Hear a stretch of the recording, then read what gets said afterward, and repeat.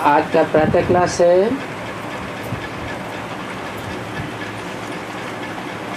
10/7/1965 शनिवार। रिकॉर्ड चला है हमारे तीरथ न्यारे हैं। मीठे बच्चों ने ये गीत सुना। इसका अर्थ भी नंबरवार पुरुषार्थ अनुसार बच्चों ने जाना और समझा। फिर भी बाबा अच्छी तरह से विस्तार से समझाते हैं।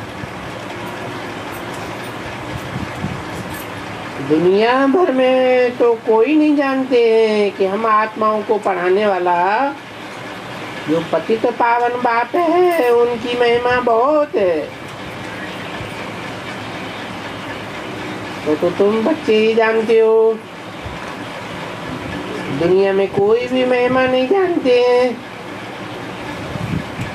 क्योंकि सर्वव्यापी कहने से कोई महिमा का पता नहीं है। बस यही कहते हैं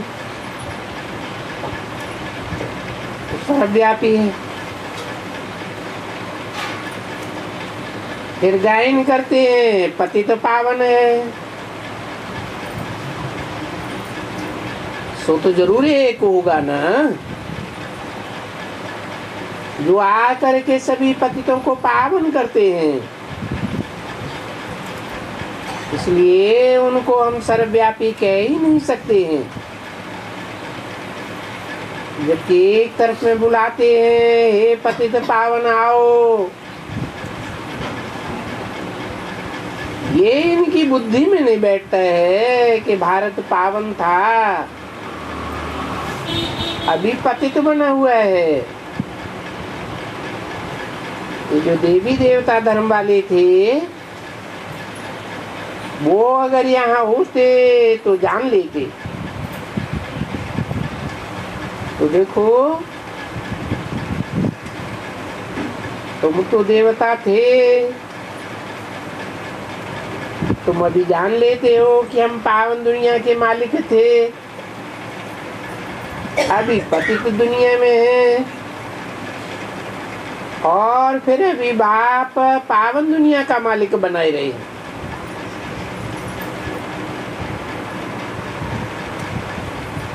तो तुम ही जानते हो ना आए करके, जो मालिक बनने वाले हैं वो ही फिर आए हुए हैं।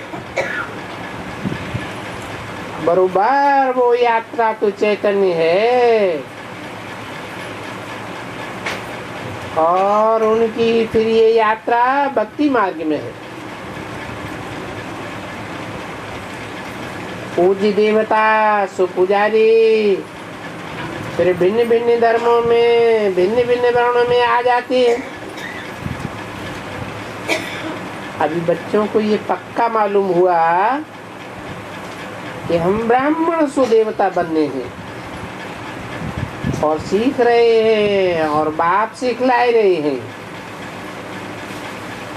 गाया भी जाता है इस समय में, क्योंकि बाप कर्म अकर्म विकर्म की गति समझाते हैं। बरोबर देवी देवताओं का, जिनका नाम भी बिल्कुल मशहूर है और कोई भी दूसरा नाम नहीं लेते हैं, बस नाम ही यही लेते हैं। श्री लक्ष्मी, श्री नारायण, श्री सीता, श्री राम। लक्ष्मी नारायण सूर्यवंशी, राम सीता चंद्रवंशी। और फिर उनको कहा जाता है डायनेस्टी। तो इनकी बड़ी डायनेस्टी थी। इतना बरस किसकी डायनेस्टी नहीं चलती है, कितना बरस चलती है 1250 वर्ष लक्ष्मी नारायण की डायनेस्टी, और 1250 वर्ष राम सीता की डायनेस्टी।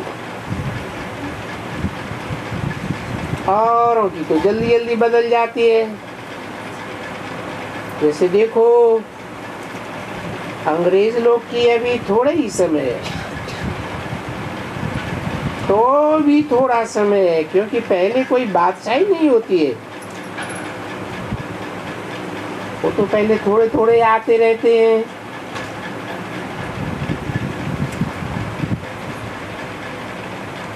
जब आधा समय पूरा हो तब इनकी रैयत बड़ी होगी, तब वो छाटेंगे और कोई राजा को बैठाएंगे।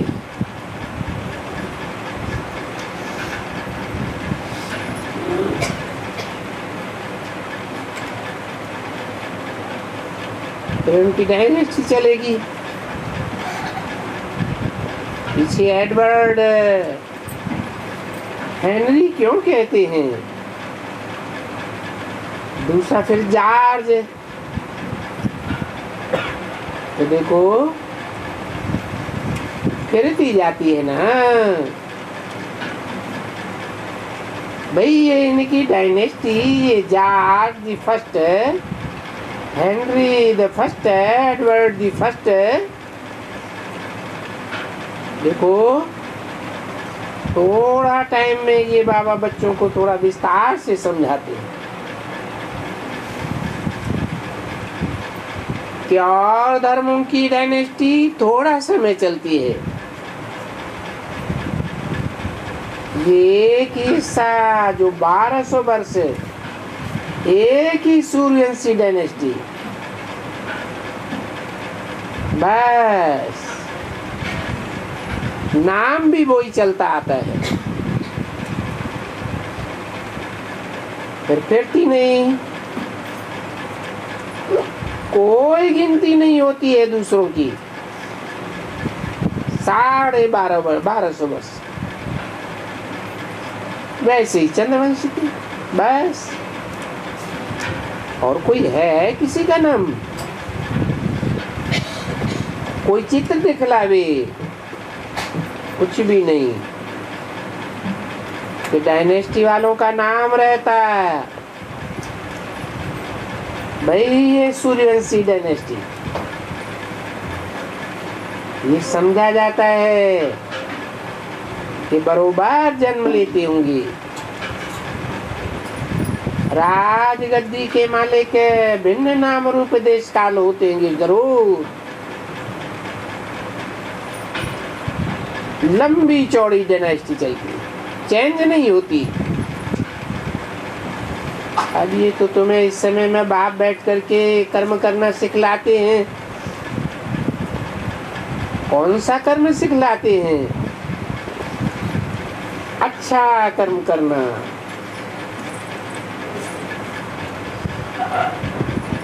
ऐसा कर्म करना जिससे कोई को किसी प्रकार का दुख न हो। तुम बच्चे किसी को भी दुख नहीं देना, तुम सिर्फ एक को याद करना। तो अभी ये कर्म सिखलाते हैं।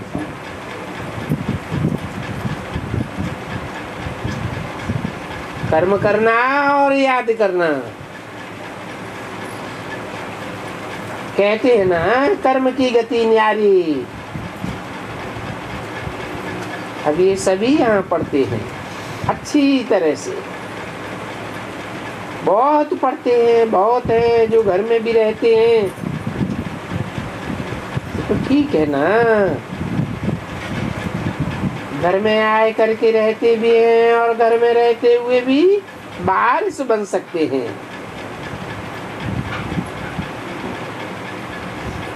ऐसे नहीं कि यहाँ आकर के वारिस बनना होता है। यहाँ आकर जो रहते हैं वो तो बरोबर जब तक गोद में हैं तब तक यहाँ के हैं, तब तक उनकी परवरिश यहाँ मम्मा बाबा से और बच्चों से होती रहती है।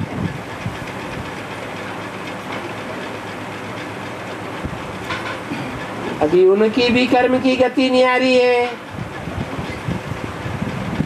और फिर जो बाकी बाहर में है, जो फिर आते भी जाएंगे, बाहर में भी रह करके अपना सब कुछ बाप का समझ करके ट्रस्टी बन जाते हैं और डायरेक्शन पर चलते हैं, वो भी जैसे बारिश हो गए। उनको थोड़ी डिफिकल्टी जरूर पड़ती है, वो तब तक पड़ती है जब तक कि मोह माया का ममत्व उनसे न टूट पड़े और निश्चय हो जाए कि बरोबर जिसने दिया था, जिसने जिसका लिया था। कहते थे हम सब कुछ उनको अर्पण में कर दिया। अभी हम जैसे कि जीते जी अपनी ही मिल्कियत के ट्रस्टी हैं, जीते जी अपनी मिल्कियत का कोई ट्रस्टी नहीं बनता है, वो तो मालिक है। जब मरने का होता है तब ट्रस्टी बना करके जाते हैं।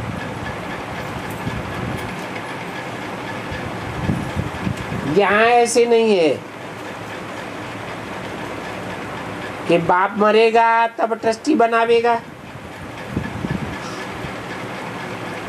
यहाँ तो हर एक जो सरेंडर करते हैं, बाबा कहते हैं तुम फिर अपने कुटुंब का ट्रस्टी हो करके रहो।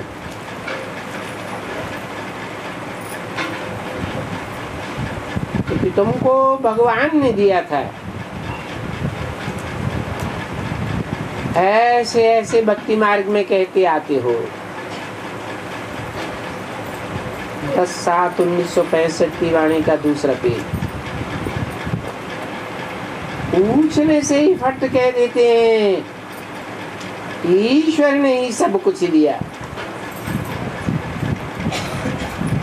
तो अभी बाप फिर क्या कहते हैं? अच्छा ईश्वर ने दिया ना। अभी वो भक्ति मार्ग वाले तो ईश्वर को जानते ही नहीं है। अभी तुम तो सन्मुख बैठे हो, जानते हो। अभी बाबा भी कहते हैं देश है तो जो भी तुम्हारा है, ये तुम कहते आते थे कि ईश्वर ने दिया हुआ है, और जब आएगा जब हम उनके हवाले करेंगे बाहर जाएंगे। तो देखो अभी है ना बरोबर, समझा कि अभी है निराकार ईश्वर। ईश्वर है, कोई साकार नहीं है। जो उनको यहाँ साकार में बिल्डिंग वगैरह बनानी है या कोई जायदाद बनानी है, ये जायदाद सिर्फ देने वाला है, लेने वाला तो कुछ भी नहीं है। लेने वाले मनुष्य और मनुष्यों से लेते हैं। तो ये बाप लेने वाला नहीं है, ये देने वाला है। तो देखो ये बोलते हैं कि अच्छा ट्रस्टी बनो। फिर ट्रस्टी से पूछते रहना, भले कभी थोड़ी भूल चूक भी हो सकती है, क्योंकि उस ट्रस्टी पने में पक्का रहना ये जरा मुश्किल होता है, टाइम लग जाता है। वो बाप जानते हैं कि उसको टाइम लगेगा पूछने के लिए। वो ट्रस्टी पने का होने से वो भी वारिस बनते हैं। और यहाँ रहने वाले भी बाहर से बनते हैं, जो कि सब कुछ अर्पण करके बैठते हैं। तो देखो, तुम्हारा अर्पण किया हुआ तुम्हारा वहां ले नहीं जाते हैं। ऐसे भी कहेंगे, बाबा कहते हैं हाँ, जो तुम अर्पण करते हो मैं ले जाता हूँ और तुमको बैकुंठ में देता हूँ। जो शुरुआत में आए हैं वो जाकर के गद्दी का मालिक पिछाड़ी में बनेंगे।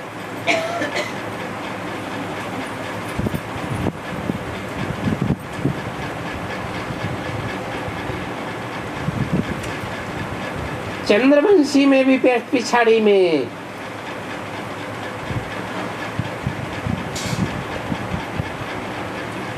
उसकी बात की है।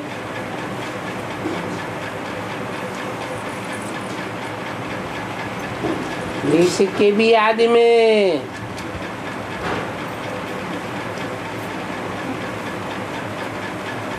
गीता में जो घोड़ा गाड़ी दिखाई है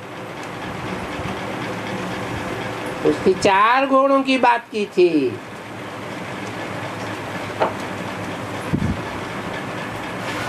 तो उनके लिए बोला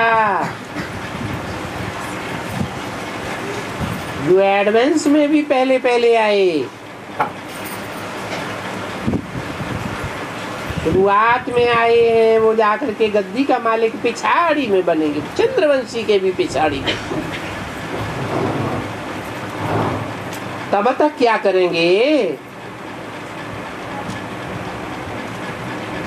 जो बड़े बनते हैं उनके आगे सर्विस करेंगे। इस बात में बड़े बनते हैं, है ज्ञान में बड़ा सो बड़ा ठहरा, ज्ञान में बड़ा तो सर्विस में भी बड़ा। उसमें भी ऐसे हैं, पूछो तो मैं बता भी सकता हूँ।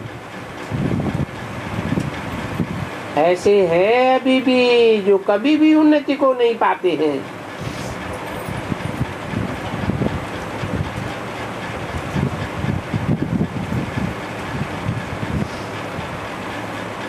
ऐसे भी कर्म करते हैं जो जरा भी उन्नति को नहीं पाते हैं। कैसे कर्म करते हैं?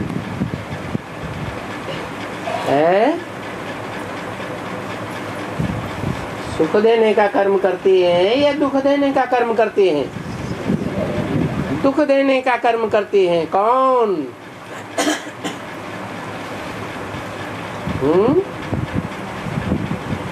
जो बेसिक में, एडवांस में, आदि में आए थे,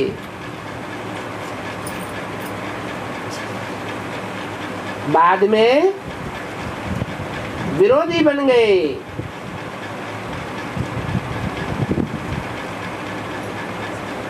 लास्ट तक दुर्विरोधी बनते हैं, जरा भी उन्नति को नहीं पाते हैं।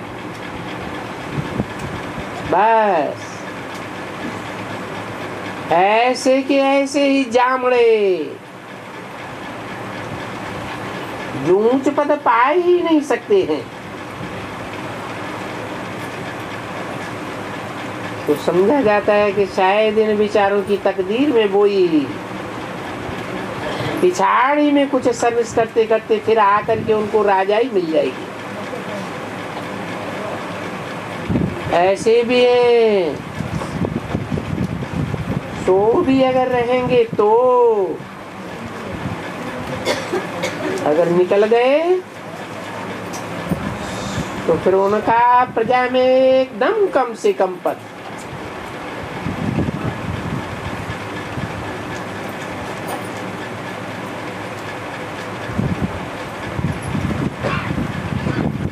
यहाँ फिर भी कुछ है। ये अच्छी नौकरी, फिर थोड़ी उन्नति को नौकरी पाती रहेगी, पिछाड़ी में आकर के गद्दी पर बैठ जाते हैं और फिर जो कुछ भी उनके कर्म हैं वो डबल होते जाते हैं। देखो कर्म की गति कितनी गहन है। यहाँ रहते हुए फिर जो कुछ भी विकर्म करते हैं वो विकर्म फिर 100% जास्ती होते रहते हैं।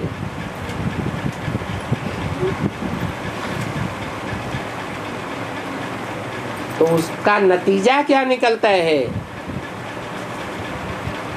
नतीजा निकलता है कि ईश्वर के दर के भी होते हुए भी फिर वो बेचारे बहुत कम पद पाते हैं और सजा भी बहुत खाते हैं।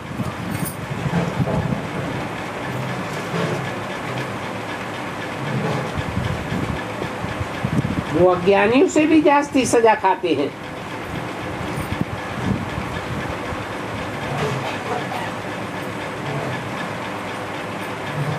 और सजा भी बहुत खाते हैं, फिर पद भी बहुत नीच मिलता है। क्योंकि वहां राजधानी में नीच पद वाले भी तो चाहिए ना। राजा रानी के पास क्या नहीं होगा।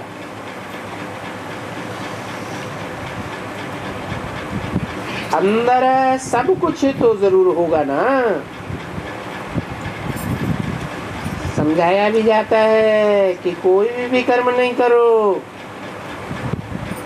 नहीं तो वो मल्टीप्लिकेशन होता रहेगा, जास्ती होता जाएगा। गति देखो कैसी है मनुष्य की। जो बाप आकर के ऐसी कर्म गति बनाते हैं, ठक से एकदम पहले से स्वर्ग की बादशाही, ठक जो सत श्रीमत पर न चल करके कर्म करते हैं।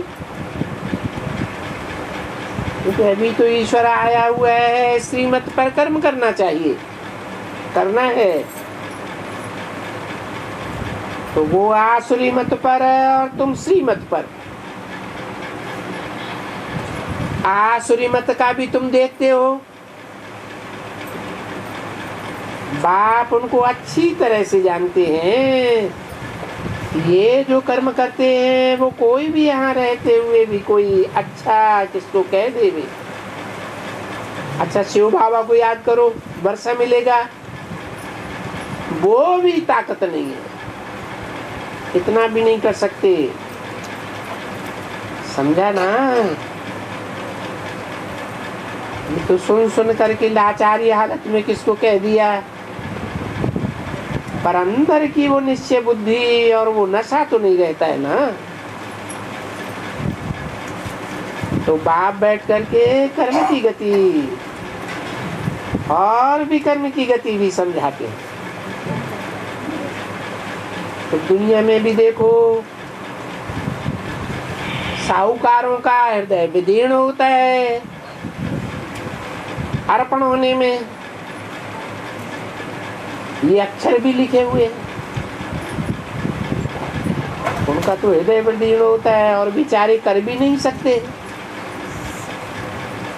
इतनी कमाई लाखों करोड़ों की, देखो कितने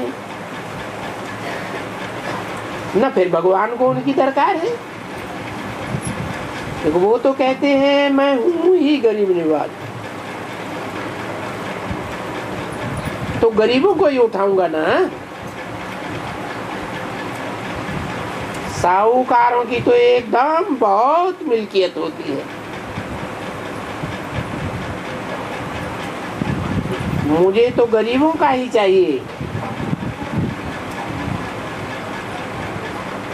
तो जो भी स्थापना करनी है वो गरीबों की पाई पाई से करनी है, क्योंकि उनको वर्षा मिलना है। क्योंकि बोलते ही हैं गरीबी निवाज। मैं साहूकार निवाज नहीं हूं। क्या कहा है? गरीब निवाज हूं। यज्ञ के आदि में भी क्या हुआ है? कोई गरीब भी निकला, कोई साहूकार भी निकला। कौन गरीब था है? और कौन साहूकार था?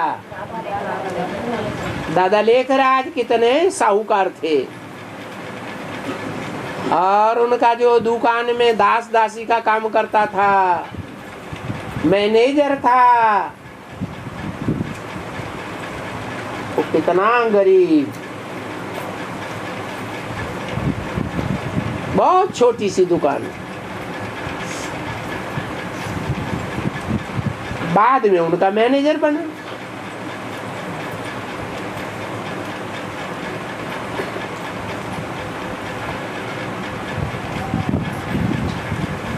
तो ये भी गरीबों को दान दिया जाता है, मदद दी जाती है गरीबों को। तो ये बाप तो आए हुए हैं जैसे कि गरीबों को वर्षा देने, और गरीब तो अक्सर करके माताएं हैं ही।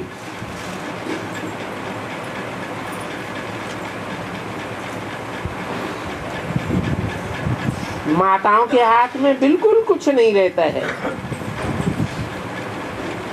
कोई होंगी जो मर गया होगा और दूसरा कोई नहीं होगा, तो भी उनको लूटपाट करके खत्म हजम कर देते हैं। अब वो बेचारी कहाँ जावे? बाहर में जाकर के कहाँ मत्था मारे कि हमारी सारी जमीन जायदाद लूट ले।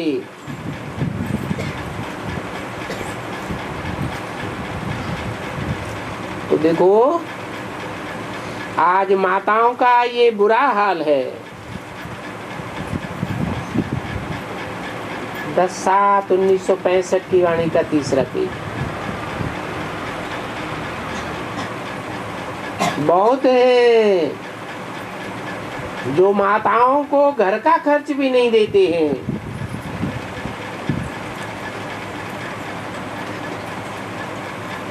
बेचारी आप ही संभालेंगी। बहुत रिवाज है बहुत देशों में। अभी माताएं तो गरीब ही ठहरी, तो हाफ पार्टनर तो है ही नहीं। हाफ पार्टनर अगर होते तो बिल करते, तो पहले हाफ सा बिन का निकालते, परंतु नहीं, वो एकदम कुछ भी नहीं निकालते हैं। ऐसे भी मर जावे तो देखो बकवास बन जाता है कि ये वारिस है ही नहीं। भले आजकल गवर्नमेंट ने कई कायदे निकाले हैं,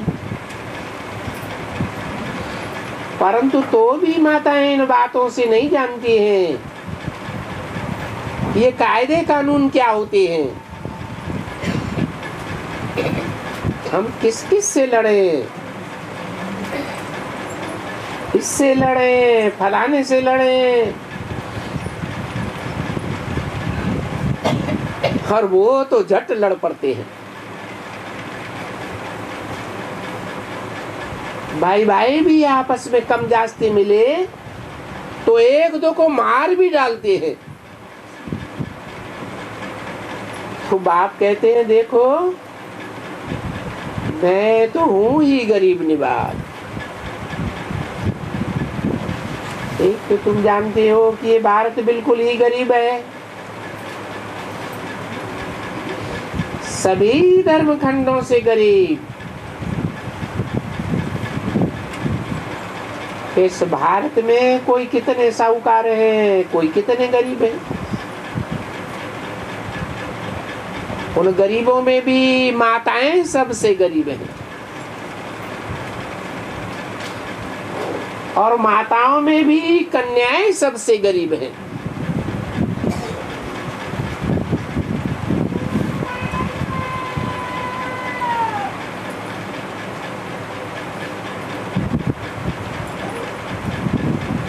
उनको तो कुछ पहनना भी नहीं है। माताओं को तो जेवर आदि भी मिल जाते हैं। कन्याएं तो पहने तब जब ससुर घर जाएं। पियर घर में तो उनको श्रृंगार नहीं होता है। भले कोई बहुत साहूकार है, पहनने के लिए कुछ दे देते हैं, परंतु ला तो ऐसा है ना कि इनको जा करके अपने ससुर घर, जबकि विकार का सौदा होवे तब इनको देवे। किनको? कन्याओं को। आजकल देखते हो कि अगर विकार के सौदे में विकार न देवे तो फिर वो सब छीन करके रवाना कर देते हैं। आज यहाँ ऐसा भी केस सामने आ गया बाबा के। तुम आई हो, तुमको हमने जेवर दिया ही था इसलिए, क्योंकि तुम विकार देती हो इसलिए दिया था। अब विकार नहीं देती हो तो सारा जेवर वेवर यहाँ रखो, सब कुछ जब्त करके रख लेते हैं। समझा? क्या समझा है? सबसे जास्ती गरीब कौन? कन्याएं, माताएं। तो जैसे कोई कन्याओं का कितना डिसरिगार्ड हो जाता है।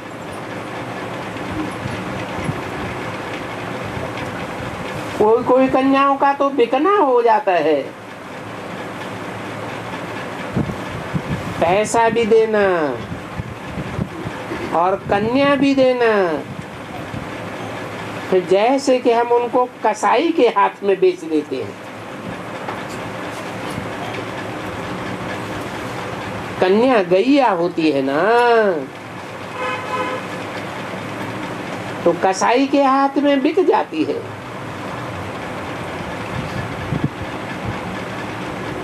परंतु वो भी बिक जाती है तो जो दूध नहीं देती है वो बिक जाती है। क्या हुआ? दूध, सुख रूपी दूध नहीं देती है भिखारी सुख का, तो बेच देते हैं। तो दूध वाली नहीं बिकती है। अभी दूध की तो बात ही नहीं है। ये तो आजकल बच्चों को समझाया है कि इस समय में कन्याओं को कंस के हाथ में नहीं देते हैं।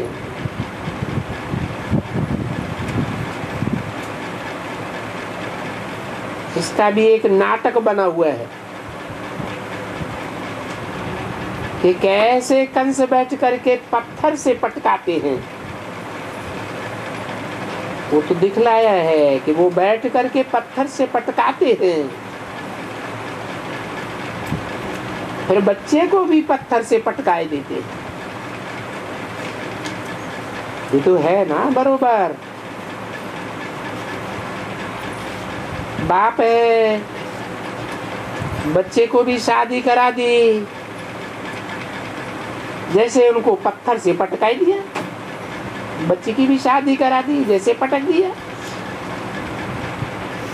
ये एक नाटक बनाई दिया है। परंतु बाप तो बैठ करके अच्छी तरह से समझाते हैं ये भी जानते हो कि बरोबर विकार के लिए जाते हैं, क्योंकि ये है ही विशेष वर्ल्ड, विकारी वर्ल्ड है। इनको ये भूल गया है कि निर्विकारी दुनिया भी थी, जिसको वाइसलेस वर्ल्ड कहा जाता है,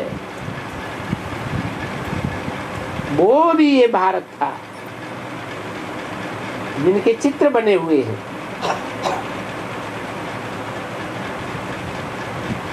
लक्ष्मी नारायण को कभी कोई विशेष नहीं कहेंगे,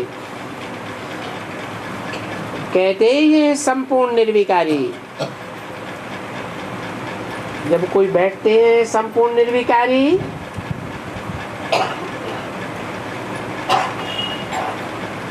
तो पूजा करने वाले जानते हैं कि मैं विकारी हूं। ये फिर भिखारी किसके आगे बैठेंगे? ऐसे हाथ जोड़ करके उनके सामने बैठते हैं।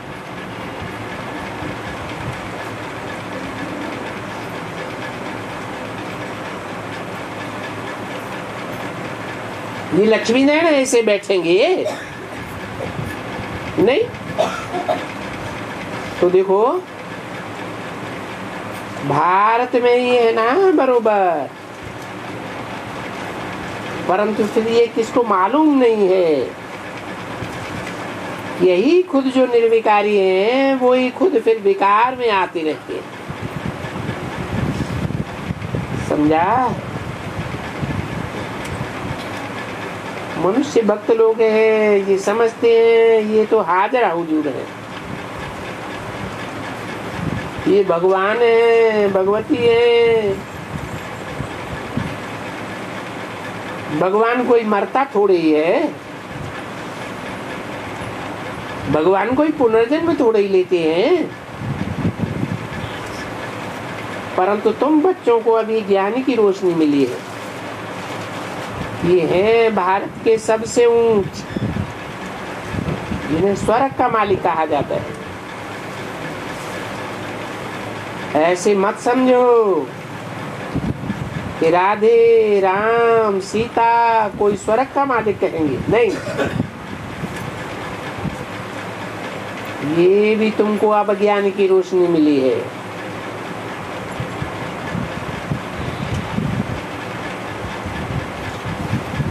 कि बरोबर स्वर्ग का नाम है ही इसी लक्ष्मी नारायण। विष्णु भी पीछे, वो फिर स्वर्ग से 2 कला गिरते हैं। कौन है? विष्णु बनते हैं ना। तो 2 लक्ष्मियां, उनके संस्कार मिल जाते हैं। संगमयुगी नारायण और सतयुगी नारायण, उन दोनों के संस्कारों का मेल होता है, तो चारों का मिल करके विष्णु बनते हैं। तो विष्णु सतयुग और संगम दोनों के है ना। और सतयुग से तो फिर उतरती कला हो जाती है। तो उनको थोड़ा ही स्वर्ग का मालिक कहेंगे। जो 2 कलाएं त्रेता में कम कर देती हैं, सतयुग के मालिक थोड़े ही कहेंगे। तो गिरते हैं। कौन गिरते हैं? वो ही सूर्यवंशी फिर चंद्रवंशी में आते हैं। क्योंकि वर्णा में तो जरूर आना होता है। देखो समझाने डिटेल में बहुत अच्छी समझाते हैं। कर्मों की गति भी देखो कि बाप आकर के बहुत अच्छे कर्म करने की श्रीमत देते, श्रेष्ठ मत देते हैं। न चलने के कारण देखो फर्क कितना पड़ जाता है। स्टूडेंट, मेरे स्टूडेंट्स, गॉड फादर के बच्चे, मेरे बच्चे ही हैं। हाँ, सदगति दाता सदगुरु भी सबका एक ही है,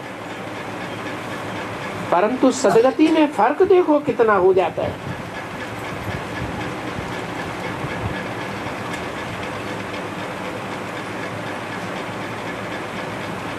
फर्क देखो कितने दर्जे का पड़ता है। तो बहुत ढेर के ढेर स्टूडेंट्स हैं ना, तो देखने से ही झट मालूम पड़ जाता है। इतने तो कोई यहाँ कोई कहाँ कोई कहाँ कहाँ रहते हैं, परंतु सबको यही समझाया जाता है क्या,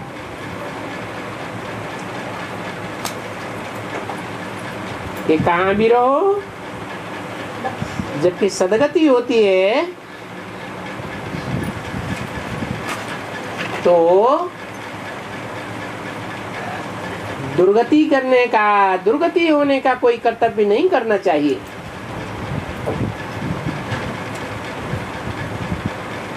दस 7:65 की वाणी का चौथा पेज। और दुर्गति कौन सी होती है? एक तो पहले में पहला नंबर देह अभिमान छोड़ना है, क्योंकि वो है नंबर 1।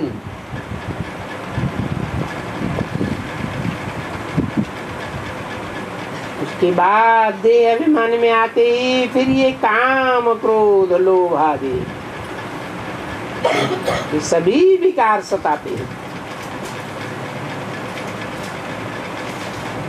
अभी तुम बच्चों को समझाते भी बहुत हैं अच्छी तरह से कि बच्चे अभी तुम आत्मा हो ना,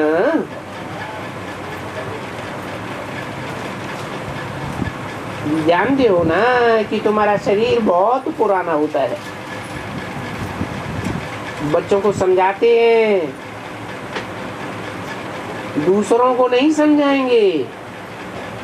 दूसरे कौन और बच्चे कौन हैं? बच्चे माना सूर्यवंशी बच्चों को समझाते हैं,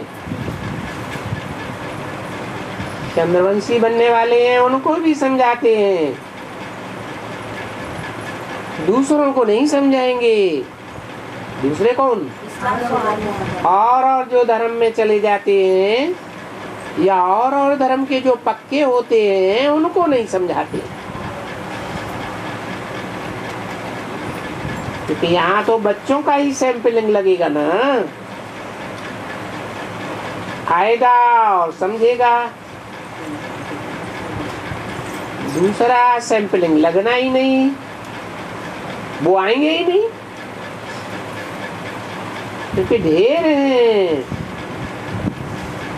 कितने करोड़ों हैं, बात मत पूछो। तो जो यहाँ के होंगे सैंपलिंग लगने वाले हैं। आजकल झाड़ों का सैंपलिंग बहुत लगाते हैं ना। ये जो बड़ा का झाड़ है ना, बनियन ट्री, देखो उनका भी कितना सैंपलिंग लगा। अरे यहाँ बाप क्या लगाते हैं और वो क्या लगाते हैं, बनियन ट्री का तो उनको पता ही नहीं है। वो समझते हैं कि ये बहुत बड़े बड़े झाड़ हैं। भाई तो इनका दृष्टांत दिया जाता है, सबसे बड़ा बड़ा झाड़, उनकी यही हालत होती है कि फाउंडेशन खत्म हो जाता है तो भी बड़ा सरसब्ज रहता है, वो कभी भी सूखता नहीं है।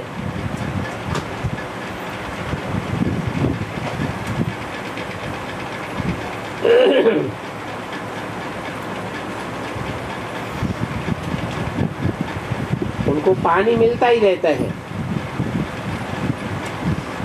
उनका सैंपलिंग लगाते रहते हैं, क्योंकि वो तो आकर के बरोबर पुराने हुए हैं, तो ये नई सैंपलिंग लगाते हैं। अब ये बाप भी बैठ करके नया सैंपलिंग लगाए रहे। तो देखो ये ह्यूमन का सैंपलिंग कैसा लगता है। वो तो झाड़ों का सैंपलिंग लगाते हैं। ऐसा सैंपलिंग लगाते हैं कि कोई कैसे, कोई कहां से आते हैं, कोई कहां से आते हैं।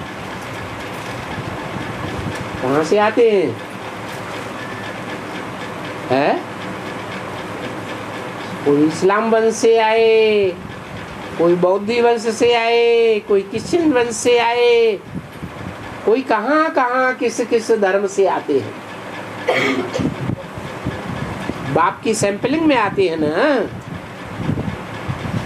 तो बाप उनका सैंपलिंग लाते हैं। और वो तो झाड़ के झाड़ हैं, वो तो बहुत सहज है एकदम, उनका तो बीज है। यहाँ देखो ये सब धर्मों में से आते हैं, एक एक होकर के निकलते जाते हैं, और उनको बैठ करके ये अच्छा कर्म सिखलाते हैं कि ऐसे ऐसे कर्म करो। उसमें भी सबसे अच्छा कर्म कौन सा है?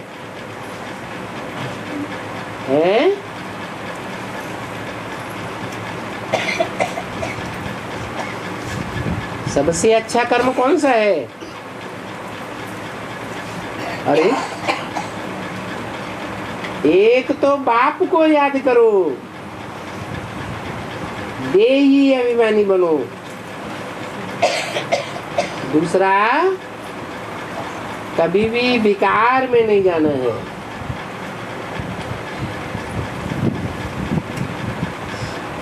किस कार में नहीं जाना है? विमने विपरीत, श्रीमत के खिलाफ जो कर्म है उस कर्म में नहीं जाना है। श्रीमत क्या कहती है? सुख देना है और सुख लेना है, किसी को दुख नहीं देना है और दुख लेना भी नहीं है।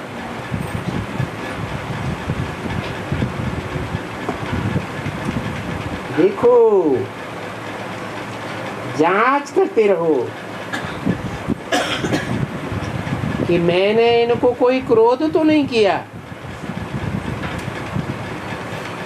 मेरा कोई इस चीज में लोभ तो नहीं है। किसी में लोभ जाकर पड़ा हुआ है जो मुझे सताता है, तो ये सब अपनी अपनी जांच करनी होती है। क्योंकि लोभ किस में रखें, सभी ईश्वर का है, तो हम उसमें लोभ क्यों रखें? हमें तो बाबा जो कहते हैं सो हम करते हैं। अभी रोज रोज तो नहीं कहते हैं ना, सिर्फ बोलते हैं। अच्छा, यदा कदा विकर्म हो जाता है, पोता मेल दे दो। देखो, कोई बेकायदे काम तो नहीं करते हैं।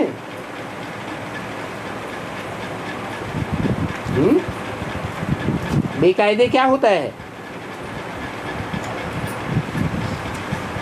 समाज के कायदे बने हुए हैं ना, सरकार का कायदा बना हुआ होता है ना, सरकारी कायदे कानून भी तो होते हैं। तो न कायदे कानूनों के बरखिलाफ तो कोई काम नहीं करते हैं।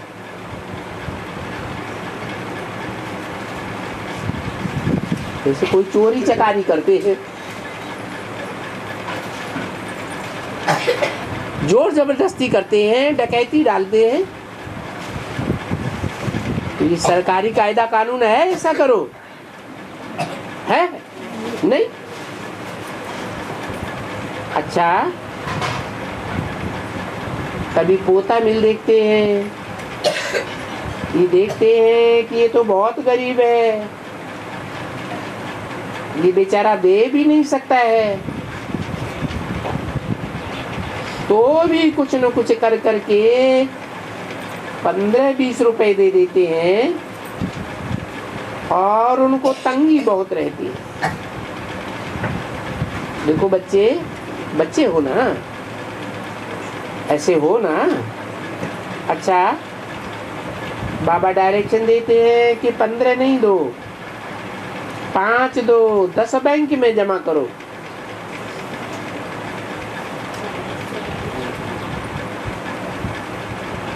तो वो तुमको 10 बैंक में जमा किया हुआ कभी काम में आ जाएगा। हारी बीमारी में काम आ जाता है ना। तो देखो, सही मत देना, नहीं तो फिर उनको तंगी हो जाती है। बेचारों को, उनको बहुत शौक होता है कि हम भी कुछ देवे, हम सब कुछ दे देवे, ये भी देवे, वो भी देवे। कोई को तो भगवान से लव बहुत जोर से होता है, पेट को पट्टी बांध करके भी मैं अपना वहां के लिए जमा करूं। वो जानते हैं अच्छी तरह से कि शिव बाबा, अभी उन्हीं की बात हुई ना, शिव बाबा, फिर हमको शिव बाबा क्या करते हैं? जो शिव बाबा को देते हैं, शिव बाबा इन द्वारा तुम्हारे रहने आदि का प्रबंध कराते हैं।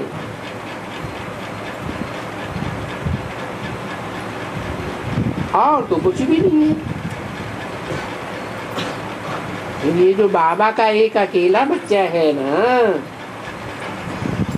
उनके लिए बोलते हैं कि ये भी क्यों इकट्ठा करेगा।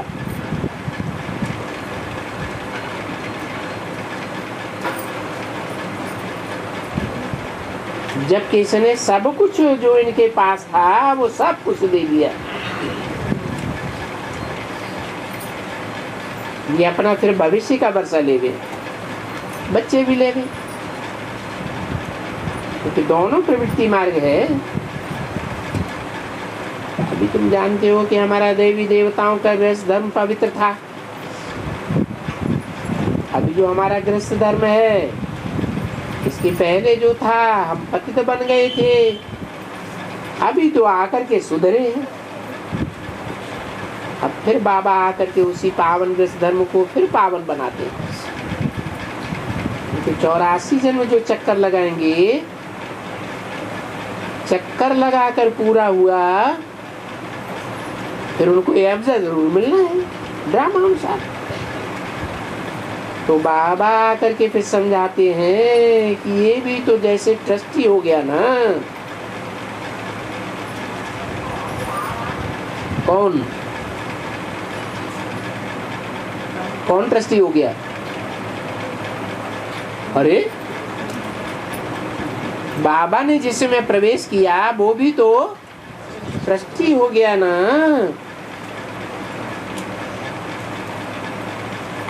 इसलिए तुम माताओं को ट्रस्टी बनाई दिया।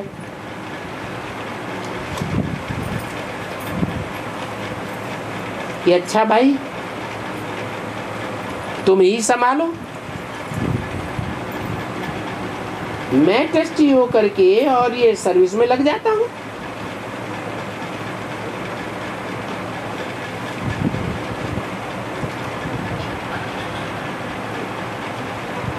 तो ममत्व मिट गया, क्योंकि बाप ने साक्षात्कार कराई दिया कि तुम तो विश्व के मालिक बनने वाले हो। इसको साक्षात्कार कराई दिया। हैं? अरे हैं? ब्रह्मा बाबा को साक्षात्कार करा दिया कि तुम विश्व के मालिक बनने वाले हो। ब्रह्मा की सोल विश्व का मालिक बनेगी या सतयुग का मालिक बनेगी? तो यहाँ किसकी बात है? हैं? हाँ, प्रजापिता की बात है, मुकर्रर रति की बात है। तो साक्षात्कार उनको कहाँ कराया है? राम बाप को साक्षात्कार कराया था? नहीं, ब्रह्मा को बंद आंखों का साक्षात्कार कराया, क्योंकि भक्त आत्मा थी, भावना वाली थी। और राम वाली आत्मा को बुद्धि का साक्षात्कार कराते हैं, ज्ञान से साक्षात्कार कराते हैं, लड़ाई भी दिखलाई दी। बाप कहते हैं अभी तुम भी तो बच्चे हो ना, अभी तुम अच्छी तरह से जानते हो कि बरोबर लड़ाई का बिल्कुल तूफान नजदीक आता जाता रहता है। ये समझते हो कि नाम ही है मूसलों की लड़ाई। क्या कहते हैं अंग्रेजी में? किसी ने कहा मिसाइल्स की लड़ाई। मिसाइल्स और मूसल, इनमें फर्क क्या रहा? तो बरोबर तुम जानते हो ये मूसल यादवों के पेट से निकले हैं।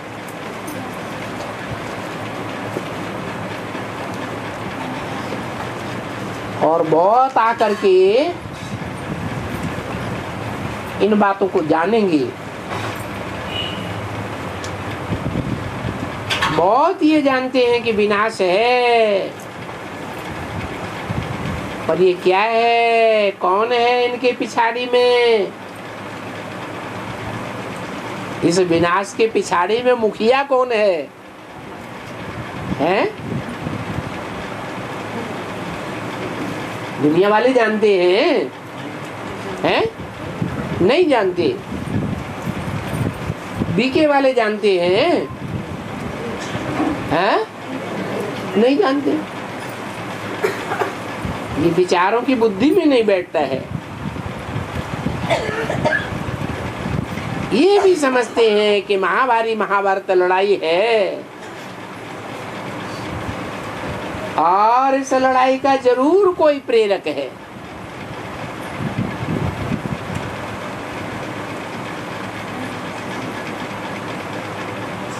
शिव बाबा प्रेरणा देते हैं? शिव बाबा तो प्रेरणा नहीं देते, तो कौन देता है? कोई तो है प्रेरक।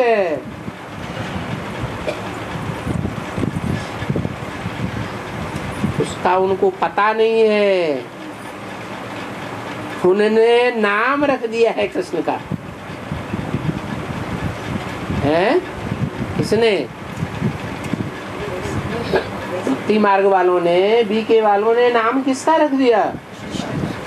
कृष्ण का नाम रख दिया। गीता में भी नाम रख दिया कृष्ण का, भागवत में भी नाम रख दिया कृष्ण का, और महाभारत में भी नाम रख दिया कृष्ण का। तो बेचारे समझ भी नहीं सकते।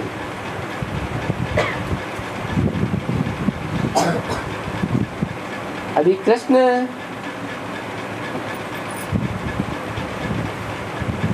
कृष्ण जब कि आवे तो सतयुग में आवेगा, यहाँ आवेगा है, सतयुग में आवेगा। और यहाँ भगवान बैठा हुआ है।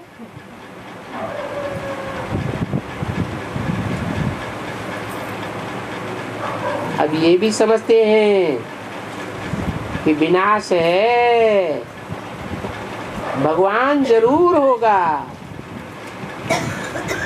अरे होगा, पर किस रूप में? कोई रूप होगा या नहीं होगा? नाम सुना है कृष्ण का भक्ति मार्ग में।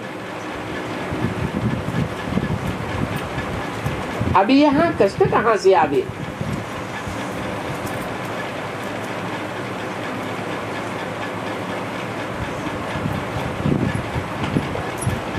तो सतयुग में आएगा। अच्छा, ओम शांति।